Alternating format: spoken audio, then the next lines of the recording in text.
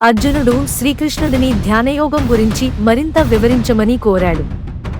అప్పుడు శ్రీకృష్ణుడు మనస్సును ఎలా నియంత్రించుకోవాలో, దానిని ఎలా మిత్రునిగా మార్చుకోవాలో వివరించాడు.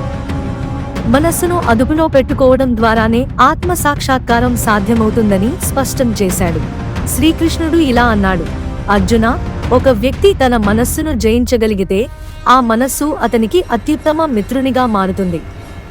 కానీ మనస్సును నియంత్రించలేకపోతే అదే మనస్సు శత్రువుగా మారి మనిషిని బంధిస్తుంది.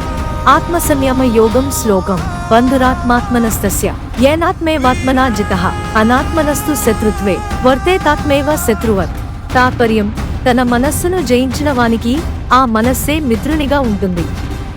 కానీ మనస్సును జయించలేని వానికి ఆ మనస్సే శత్రువు వలె ప్రవర్తిస్తుంది. ఈ రోజు ధ్యానం ద్వారా మన మనస్సును ఎలా నియంత్రించుకోవచ్చు మరియు దానిని మనకు మిత్రునిగా ఎలా మార్చుకోవచ్చు అనే దానిపై దృష్టి సారిద్దాం.